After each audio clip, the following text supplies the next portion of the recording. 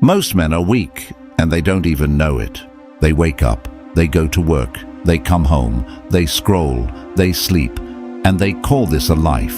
But somewhere, underneath the routine, there is a quiet, constant ache, a feeling they can't name, a sense that something is wrong, but they don't know what. You are not tired, you are undisciplined, you are not unlucky, you are unfocused, you are not misunderstood. You are unwilling to look at yourself honestly because honesty would demand change, and change is the one thing weak men cannot afford to face. 2,000 years ago, a man sat in a tent on the edge of a battlefield in the cold hills of Germania. He was the most powerful man alive. He commanded legions, nations bent to his word.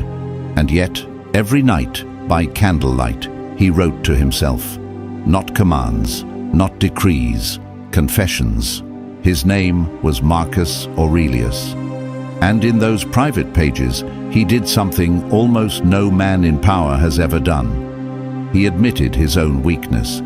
He held himself accountable when no one was watching. He understood something most men today will never understand, that the real war is not against the world. It is against the parts of yourself that want to stay small.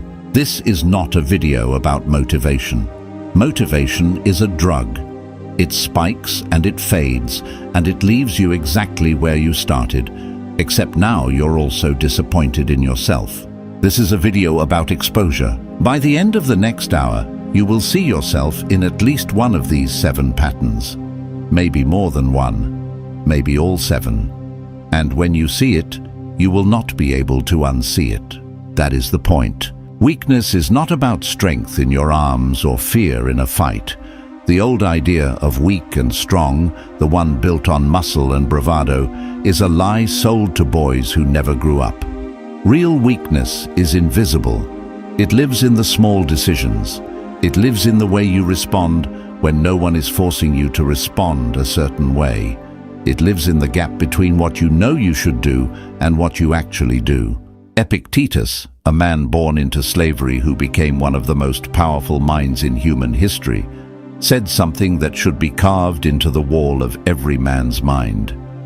It is not the things themselves that disturb us, but our judgments about those things. Read that again. The world is not breaking you. Your reaction to the world is breaking you, and that reaction, that pattern, is built one small surrender at a time. A man does not become weak in a single moment. He becomes weak the way a coastline erodes.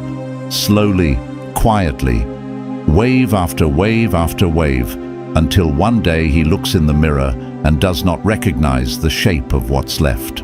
This video will show you 7 of those waves, 7 patterns, 7 daily betrayals that weak men commit against themselves, often without even realizing it. And after each one, you will ask yourself a question, not, is this someone else, but, is this me? Because here is the truth nobody wants to hear. The weak man is not a stranger. He is not the man across the street, the co-worker you look down on, the friend who can't get his life together. The weak man is, in some way, in some hour of some day, every single one of us. The difference between a weak man and a strong one is not that the strong man never feels weakness. It is that he refuses to let it run the show. So sit with this. Let it sting. Let it sit in your chest like a stone. Because the men who change, the men who actually become who they were meant to be, are the men who were willing to feel this discomfort all the way through, instead of reaching for their phone to numb it. Seneca once wrote to a friend that we suffer more in imagination than in reality, but there is a darker truth underneath that one. We also lie to ourselves in imagination more than we ever do out loud. The stories we tell ourselves about why we are stuck, why we deserve sympathy, why this time it's different, why we'll start tomorrow. These are the chains, not iron, not bars, just thoughts, repeated so often they became identity. Let's break them, one at a time. Here are the 7 things weak men always do. Number 1. They seek validation. There is a particular kind of hunger that lives in a weak man's chest, and it does not announce itself loudly. It does not feel like hunger at all. It feels like ambition. It feels like connection.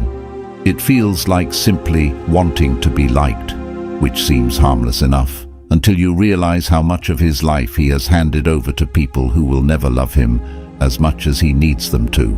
The weak man checks how a room reacted to him before he decides how he feels about himself. He cannot finish a thought, a decision, an action, without first asking, silently, desperately, did that look good? Did they approve? He performs his own life instead of living it. Every choice runs through an invisible audience in his head, and that audience holds the only vote that counts. This is not vanity. Vanity would almost be easier to fix. This is something more corrosive. It is a man who has outsourced his sense of self to people who were never asked to hold it, and who, more often than not, do not even care. Consider Marcus Aurelius again, but not as emperor. Consider him as a boy, raised in a court where every gesture was watched, every word measured for political consequence, surrounded from birth by people whose approval could elevate or destroy him. He could have become a man entirely shaped by other people's opinions, a puppet performing power instead of holding it. Instead, he wrote, in the privacy of his own journal, a reminder meant for no audience but himself.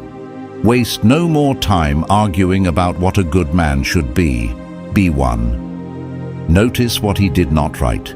He did not write, convince others you are good. He did not write, perform goodness so it is seen and praised. He wrote, be one. The entire weight of his philosophy rests on that distinction. Action over appearance, substance over spectacle. Now picture the opposite. Picture a man scrolling through his phone at 1 in the morning, watching the numbers under his last post, refreshing, feeling his mood rise and fall with strangers' thumbs. He has built nothing. He has simply broadcast himself, waiting for the world to tell him he matters.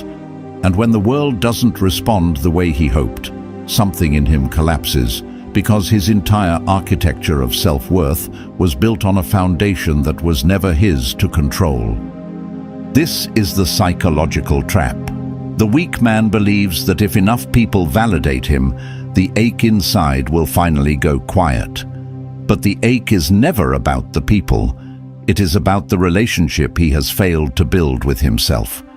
No amount of external praise can patch a hole that was never external to begin with. He will chase approval for decades, accumulate followers, likes, compliments, promotions celebrated more for the title than the work, and still lie awake at night feeling like a stranger to himself, because none of it touched the actual wound. The strong man operates from a different center entirely. He still hears the opinions of others. He is not a stone, but he does not need them to feel solid. His sense of worth was built in private, in the unglamorous hours when no one was watching, in the discipline he kept when there was no reward for keeping it, in the standards he held even when breaking them would have gone unnoticed. He built his identity the way a craftsman builds a table, piece by piece with his own hands, checking the joints himself, not waiting for someone to walk by and tell him it looks nice. This is what Epictetus meant when he separated the world into two categories: what is within our control and what is not. Other people's opinions are not within your control. You can influence them, but you cannot command them. And a man who builds his foundation on something he cannot command has built his house on sand, and he will spend his entire life terrified of the tide. The validation seeker is always one bad review, one cold shoulder, one unanswered message away from a crisis, because his entire sense of self is rented, not owned. Ask yourself honestly in this exact moment, when was the last time you made a decision and didn't care, even a little, what someone else would think of it? If you cannot remember, you have found one of your 7. A man who needs the world's approval to feel whole will spend his whole life negotiating his worth with people who never agreed to set the price. Second thing, they explain themselves too much. Watch a weak man closely, and you will notice something strange. He cannot simply do something. He has to justify it. Before he acts, during the act, and long after it's finished, he is narrating, defending, pre-apologizing, building a case for himself in the court of public opinion that exists mostly in his own head. He says, "I know this might sound weird, but..." He says, "I'm sorry. I just feel like..." He says, "You probably think I'm crazy for this." He cushions every choice in so much padding that by the time he actually says what he means, the meaning has dissolved into apology. This habit looks like humility. It is not. Humility is quiet. This is something else entirely. Fear wearing humility's clothing. The weak man explains himself excessively because some part of him does not believe he has the right to simply exist as he is, to want what he wants, to choose what he chooses, without first earning permission from everyone in the room. Picture a man at a family dinner who has decided to leave a stable but soul-crushing job to start something of his own. Watch him try to tell his family. He doesn't say it. He builds an elaborate legal defense around it. He explains the savings he has, the backup plan, the statistics on success rates, the timeline, the contingency for failure, all before anyone has even asked a single question. He is not informing them. He is begging in disguise for a verdict he hasn't even been asked to await. Now picture Cato the Younger, a man so famously immovable in his convictions that even his enemies, men who despised everything he stood for, could not deny his integrity. Cato did not over-explain himself to the Roman Senate. When he believed something was right, he stated it plainly, and let the consequences fall where they fell, even when those consequences included public humiliation, political ruin, and eventually his own death. He was not reckless. He was simply finished asking the world for permission to hold his own convictions. There is a particular kind of psychological exhaustion that comes from constantly explaining yourself, because what you are really doing every time is asking an invisible jury to acquit you of the crime of being yourself. And juries, by their nature, can convict. So the over-explainer is essentially volunteering for trial after trial after trial for decisions that were never crimes to begin with. The weak man believes that if his explanation is thorough enough, airtight enough, sympathetic enough, he can control how people feel about him. He cannot. People will think what they think. Some will judge him no matter how carefully he frames his choices. Some would have supported him without a single word of justification. The explaining changes nothing about their reaction. It only reveals how much power he has handed them over his own self-respect. Marcus Aurelius wrote that he had spent enough time imagining what other people thought, what they said, what they planned against him, and that this time would have been better spent thinking about his own soul. There is an exhaustion in constant self-justification that quietly drains a man of the very energy he needs to build the life he is trying to defend. The strong man speaks once, plainly, and lets his actions stand as the only explanation that matters. If someone needs more than that, he understands that more words will not satisfy them. Only results will, eventually, or they never were going to be satisfied at all. He has made peace with being misunderstood by people whose understanding was never required for him to move forward. Ask yourself, how many times this week have you explained a decision to someone who had no actual say in it? Count them. That number is the size of the leash you've been wearing. A man who must explain himself to everyone has already surrendered the one thing he can never get back, the right to simply act. Third thing, they avoid discomfort. There is a kind of death that happens slowly, without a funeral, without anyone noticing, and it begins the very first time a man chooses comfort over growth and tells himself it was the smart choice. The weak man has built an entire life around the avoidance of friction. He takes the easier route home, even when the harder one would have built his patience. He skips the conversation that needed to happen because it might be uncomfortable, and tells himself he was being respectful, when really he was being a coward in a clean shirt. He stops the workout the moment it starts to burn, not because his body has reached its limit, but because his mind reached its limit decades ago and has been negotiating surrender ever since. This avoidance does not look dramatic from the outside. That is what makes it so dangerous. It looks like a man simply living a normal, modest, manageable life.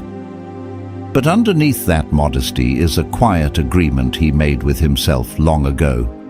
I will not push past what is easy. And every time he keeps that agreement, the boundary of what he considers possible shrinks a little more. Consider the story of a man training for something difficult, a marathon, a fight, a body transformation, anything that demands the body argue with the mind for months. In the early weeks, every single session is a negotiation. The lungs burn, the legs scream, and the mind, that ancient comfort-seeking animal sitting in the skull, offers 1,000 reasonable-sounding exits. You can stop today and start fresh tomorrow. This pace is unsustainable. You're not built for this. Most men listen to that voice because the voice sounds like wisdom. It is not wisdom. It is the oldest trick in the human mind, dressed up as self-care. Seneca wrote that the comfortable life is fertile ground for vice, that a soul lulled into too much ease becomes the soil where weakness grows roots deepest. He did not say this from outside the experience. He lived through immense wealth, exile, and eventually a forced death sentence under Nero. And through all of it, he maintained that the man who has never been tested does not know what he is made of. And worse, he will find out at the worst possible moment when the testing is no longer optional. This is the trap of comfort. It feels like safety, but it is actually a delay of a bill that will eventually come due, usually with interest. The man who never trains discomfort in small doses, who never sits with difficulty on purpose, will meet it eventually anyway, in a hospital room, in a layoff, in a divorce, in a death, and he will meet it with a mind that has spent 30 years practicing only retreat. The psychological pattern underneath comfort avoidance is simple and brutal. Every time you choose ease over difficulty, you are training your brain that discomfort equals danger, and danger must be avoided at all costs. You are building, session by session, decision by decision, a nervous system that panics at the first sign of resistance. This is why so many men flinch not just at physical hardship, but at hard conversations, hard truths, hard decisions about their own lives. The avoidance becomes a reflex that touches everything. The strong man does something almost unnatural by comparison. He seeks out discomfort deliberately, not because he enjoys suffering, but because he understands that comfort and growth cannot occupy the same room at the same time. He takes the cold shower, not because it feels good in the moment, but because the moment he steps in is the moment his mind tries to negotiate, and the moment he stays is the moment he proves to himself, not to anyone watching, that his decisions are no longer hostage to his impulses. This is what the Stoics called training the will. Not training the body for show, but training the part of the mind that decides whether to stop or continue, because that part of the mind, once strengthened, applies itself to every domain of life. The man who can sit through one more uncomfortable minute in the gym becomes the man who can sit through one more uncomfortable minute in a negotiation, in a confrontation, in a moment of grief. Ask yourself, what is the last hard thing you chose? Not because you had to, but because you decided to. If the answer takes too long to find, you have located another one. Comfort is not the reward at the end of a hard life. It is the trap at the beginning of a wasted one. Fourth thing, they blame others. There is a sound a weak man makes more often than he realizes, and it is not loud, but it is constant, like a low hum underneath everything he says. The sound is the word but. I would have succeeded, but. I would have left, but. I would have changed, but. And after that but comes a name, a circumstance, a system, a person who is not in the room to defend themselves, because blame always speaks loudest to an empty chair. Blame is seductive because it offers something validation and discomfort. Avoidance cannot. It offers innocence. If the failure belongs to someone else, the weak man never has to face the unbearable possibility that the failure belongs to him. He gets to keep his self-image intact, while the actual problem, the thing that needs fixing, sits untouched, because you cannot fix a problem you've assigned to someone else's hands. Picture a man who has been passed over for a promotion 3 times. Each time he has a story ready. The manager is biased. The company plays favorites. The system is rigged against people like him. Some of this might even be partially true. The world is not always fair, and pretending otherwise would be its own kind of dishonesty. But notice what he never does. He never asks the harder question, the one that actually has power in it. What is within my control here, and have I done everything possible with that? Epictetus drew the clearest line on this that has ever been drawn. He said that the foolish man blames others for his misfortunes, the average man blames himself, but the wise man blames no one. Read that progression carefully, because it is a ladder, and most men never climb past the second rung. Blaming others is the lowest level of awareness.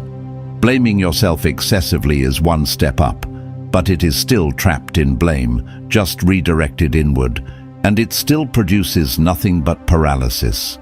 The wise man transcends blame entirely. He simply asks, what happened, and what do I do now? This is not the same as pretending injustice does not exist. The Stoics were not naive men living in comfortable times. Epictetus himself was born into slavery. Seneca was exiled and eventually ordered to take his own life. Marcus Aurelius ruled during plagues, wars, and the betrayal of those closest to him. These were men who had every reason, every legitimate, justified reason, to blame the world for what was done to them. And yet, the philosophy they built, forged in actual suffering, not theoretical suffering, insists that blame is a dead end, because blame focuses all your energy on a door that is not yours to open. The psychological cost of chronic blame is rarely discussed, but it is severe. A man who blames others for his circumstances has, without realizing it, handed those people permanent rent-free space in his mind. He thinks about them, he rehearses arguments with them, he carries resentment that does nothing to them and everything to him, like drinking poison and waiting for the other person to suffer. There is a particular kind of bitterness in men who have blamed for so long that it has become their personality, their conversation topic, their identity. They are still, in their own minds, 20 years old, wronged by a parent, a partner, a boss, a betrayal, and every year that passes without addressing it does not heal the wound. It just makes the wound the loudest room in the house. The strong man asks a different question entirely, and it is a brutal question, one most men avoid because the answer is rarely comfortable. Even if this was unfair, even if I did not deserve this, what is the next right action available to me? He does not deny injustice. He simply refuses to let injustice become the architecture of his identity. He takes what is his to take responsibility for, and he releases what is not because releasing it is easy, but because holding on to it costs more than it could ever give back. Marcus Aurelius wrote that the impediment to action advances action, that what stands in the way becomes the way. This is not motivational poster language. It is a complete reversal of how most men process obstacles. The obstacle is not proof that you should stop. It is the raw material of the next version of yourself, if you are willing to stop blaming it and start working with it. Ask yourself, who have you been blaming quietly for years, for a life you have not yet taken full ownership of? Say the name in your mind. Now ask whether that person is still controlling your future, or whether you have simply continued giving them the wheel out of habit. A man who blames the world for his position in it will hold that position forever. because he has made sure the solution always depends on someone else moving first. Fifth thing, they chase pleasure. There is a particular silence that follows pleasure. After the food, after the scrolling, after the drink, after the noise, a silence that the weak man cannot tolerate, and so he fills it immediately with the next hit of stimulation. Because in that silence lives a question he has been running from for years. Is this actually who I want to be?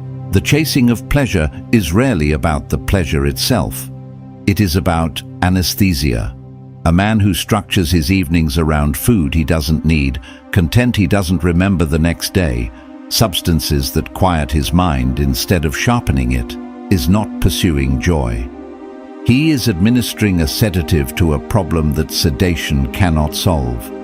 And because the relief is real, even if temporary, he mistakes the silencing of discomfort for the absence of a problem. Picture a man who comes home from a day that left him feeling small, unseen, unimportant. He does not sit with that feeling. He cannot. So he opens an app, and for the next 3 hours, his attention is auctioned off in small increments to algorithms built by people who have studied exactly how to keep a tired, undisciplined mind from ever looking inward. He goes to bed having felt nothing real all evening, having processed nothing, having grown nowhere, and tomorrow the same feeling of smallness will be waiting for him, untouched, slightly larger, because he fed everything except the actual hunger. Seneca, writing to a friend named Lucilius, described pleasure-chasing men with a kind of clinical pity. He said they live as though they will live forever, never noticing how much time they have already wasted, spending it as though it were endless, when in fact every hour given to empty pleasure is an hour stolen from a life that has an ending none of us can see in advance. He was not condemning enjoyment itself. The Stoics were not opposed to pleasure as a concept. He was condemning the chase, the compulsive, repetitive reaching for sensation, as a way of avoiding the difficult, necessary, often unpleasant work of building a life with substance. This is the psychological mechanism at play. Pleasure chasing creates a feedback loop that mimics satisfaction without ever delivering it. The brain receives a dopamine signal, briefly feels relief, and then, because the underlying issue, the loneliness, the dissatisfaction, the lack of purpose was never addressed, the craving returns within hours, sometimes minutes. The weak man spends his entire life on this treadmill, working harder and harder to chase a feeling that requires increasingly larger doses to produce smaller and smaller effects. Because that is the nature of all anesthesia. It builds tolerance. It never builds character. There is something almost tragic in watching a man with real potential spend his only finite resource, time, on entertainment that will not remember him, on substances that will diminish him, on relationships built only around shared numbness rather than shared growth. He is not lazy in the way people mean when they use that word casually. He is, in a deeper sense, terrified, because facing the actual conditions of his life would require him to admit how far he has drifted from who he wanted to be, and pleasure offers him an exit from that admission every single night for the cost of his future. The strong man treats pleasure the way a craftsman treats fire, useful, even necessary, when controlled and placed correctly, devastating when allowed to spread without limit. He enjoys food without using it as therapy. He enjoys rest without using it as escape. He understands that the discipline is not in denying every pleasure, monk-like, but in remaining the one who decides when pleasure is invited in, rather than the one who is dragged behind it, like a man tied to a runaway horse. Marcus Aurelius wrote that very little is needed to make a happy life, that it is all within yourself, in your way of thinking. This was not an abstract idea to him. He held the most powerful position in the known world, with access to every pleasure available to any human being in his era, and still concluded that none of it touched the actual source of a well-lived life. If the most powerful man on earth could not buy his way to peace through pleasure, No amount of scrolling, drinking, or distraction will manufacture it for the rest of us either. Ask yourself honestly, what do you reach for every single day the moment things get quiet? That object, that app, that drink, that compulsion is not your comfort.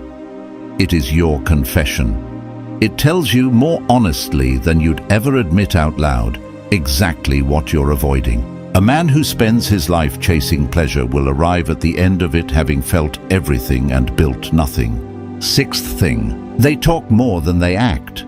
There is a specific kind of man who has perfected the language of change without ever practicing the discipline of it. He can describe his goals with stunning detail. He knows the books, the routines, the philosophies, the systems other successful men have used. He talks about the version of himself he is becoming with such conviction that people around him start to believe it too. And yet months pass, years pass, and the man in the mirror remains exactly where he was when the talking started. This is one of the cruelest patterns of weakness because it disguises itself as progress. Talking about a goal activates some of the same psychological reward as actually working toward it. The brain, in its primitive wiring, cannot always distinguish between announcing an intention and fulfilling one. So the weak man tells his friends about the business he's going to start and feels, in that moment, a flicker of the identity of an entrepreneur without having done a single hour of the actual unglamorous work that identity requires. The talking becomes a substitute for the doing, because talking is easy and immediate, and doing is hard and slow. Picture two men standing in the same room, both wanting the same future. One spends the evening explaining, passionately, persuasively, exactly how he plans to transform his life starting Monday. The other says almost nothing, goes home, and writes down the one task he will complete before he allows himself to sleep. A year later, the difference between these two men will not be explainable by talent or luck. It will be explainable entirely by which one of them stopped narrating and started moving. Marcus Aurelius held himself to a standard most men today would find almost unbearable.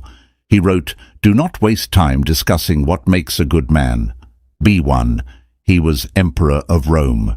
He had every excuse to philosophize endlessly about virtue from a throne, surrounded by people who would have applauded every word.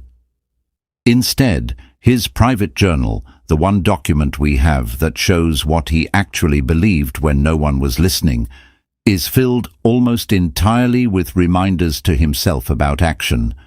Get up in the morning even when it's hard. Do the work in front of you. Stop waiting to feel ready. There is a particular trap inside excessive talking, and it is this.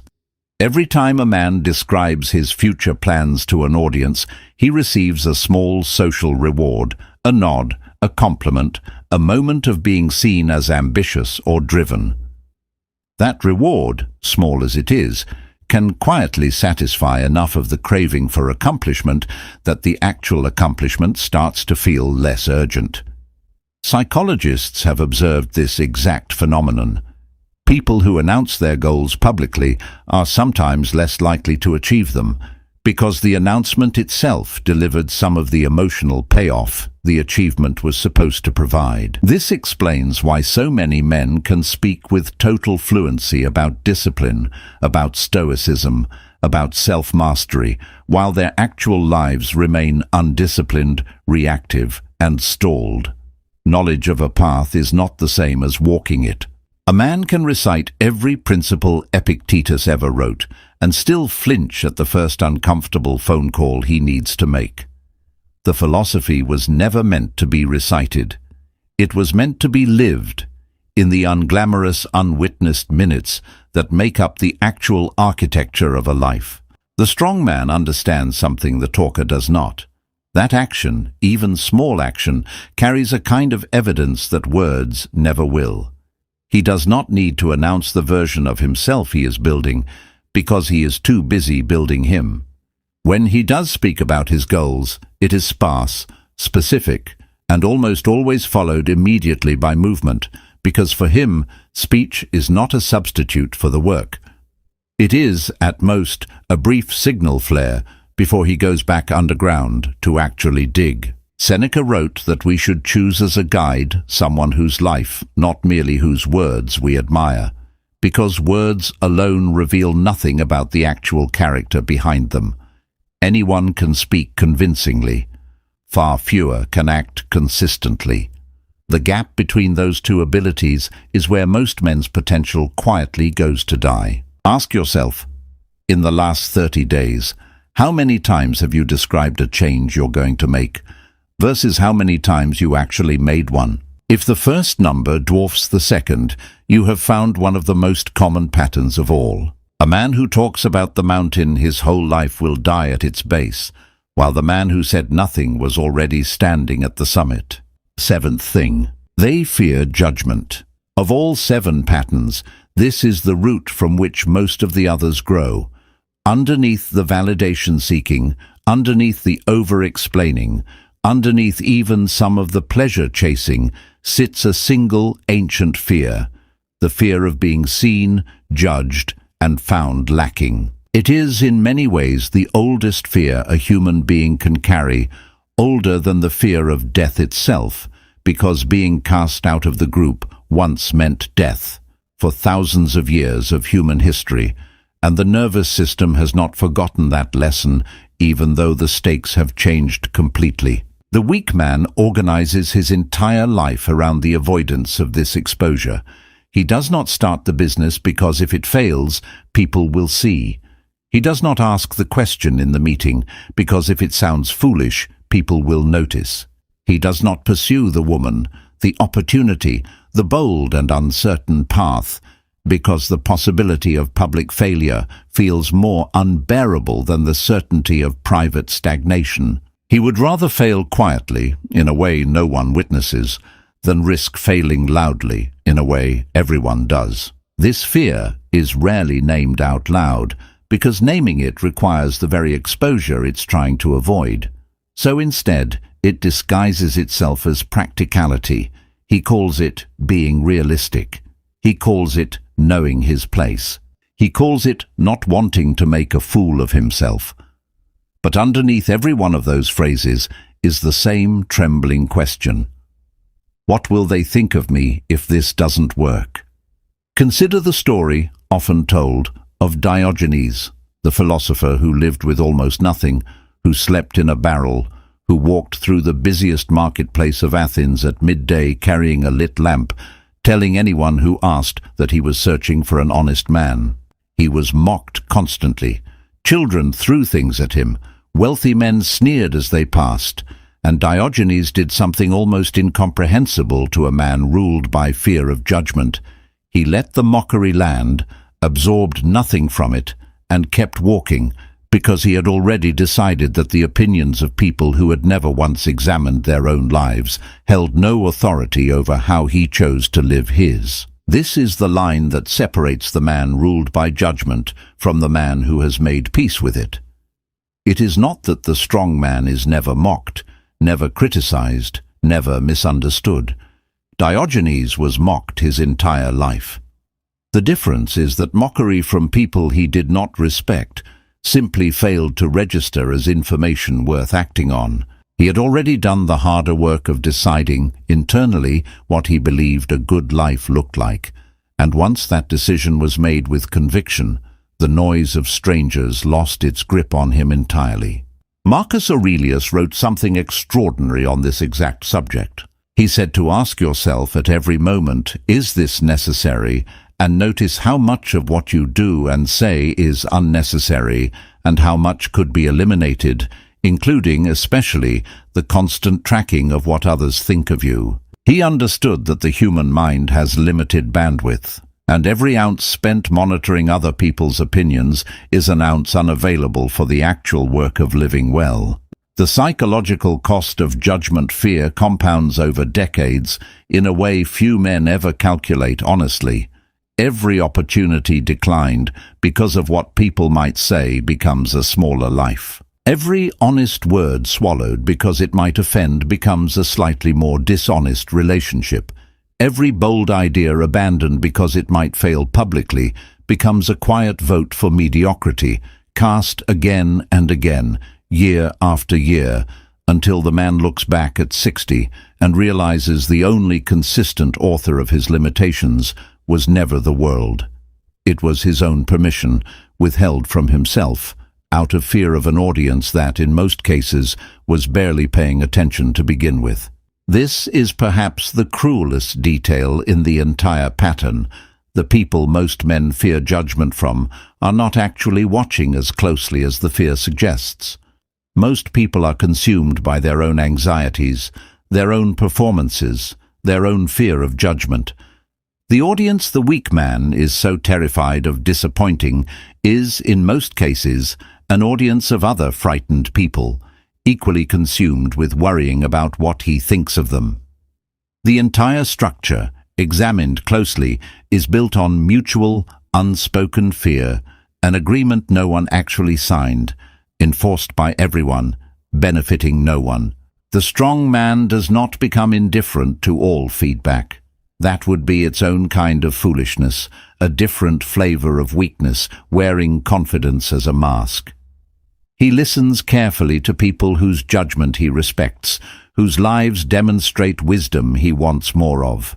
But he has drawn a hard, permanent line around the opinions of people who have not earned the authority to shape his decisions, and inside that line he moves freely, undistracted by the noise outside it. Epictetus offered the clearest possible instruction on this. He said that if you wish to improve, be content to be thought foolish and stupid by outsiders. Notice that he did not say this would be easy, or that it wouldn't sting. He said be content with it, because the alternative, organizing your entire life around never appearing foolish, guarantees you will never attempt anything large enough to risk looking foolish in the first place. Ask yourself, what have you not done, not said, not become, purely because you were afraid of how it would look? Sit with that question longer than feels comfortable. Most men answer it too quickly with a shrug, because the honest answer is heavier than they want to carry in a casual moment. A man who spends his life terrified of judgment will receive, in the end, the only judgment that ever truly mattered, his own, delivered far too late, in the quiet of his final years, when there is no more time left to act on what he finally understood. You will not fix all 7 of these tonight. You may not fix even one of them this month. But somewhere in the last hour, something in you recognized itself in these words, and that recognition is not nothing. It is, in fact, the only place real change has ever begun. Not in motivation, not in inspiration. In the uncomfortable, unglamorous moment, a man stops lying to himself about which version of him has been running the show. The weak man and the strong man are not two different people. They are the same man at 2 different moments, making 2 different choices. The only question that has ever mattered, the question every Stoic from Epictetus to Marcus Aurelius to Seneca built their entire philosophy around, is which version of yourself you choose to feed today, not tomorrow. Not when conditions improve, not when you feel ready, because readiness is a feeling, and feelings were never meant to be in charge of a man's direction. Today, choose the version of you that does not need an audience to act with integrity. Choose the version of you that does not need to explain a decision he knows is right. Choose the version of you that leans into the discomfort instead of flinching from it. Choose the version of you that takes the weight of his own life onto his own shoulders, blames no one, and moves anyway. Choose the version of you that can sit in silence without needing to escape it. Choose the version of you that acts first and speaks, if at all, after. And choose the version of you that has finally stopped asking permission from people who were never going to be in the room when the real work got done. That man is not a fantasy. He is not a future version of you that exists only in imagination. He is available right now, in the next decision you make after this video ends, in the next 5 minutes, in the choice between picking up your phone or picking up the work you've been avoiding. The Stoics did not believe in waiting for the perfect moment to become who you were meant to be. They believed the moment you are in, exactly as uncomfortable, exactly as inconvenient as it is the only moment you will ever actually have. So stand up, not someday, now. Because the weak man waits for a sign, the strong man becomes one.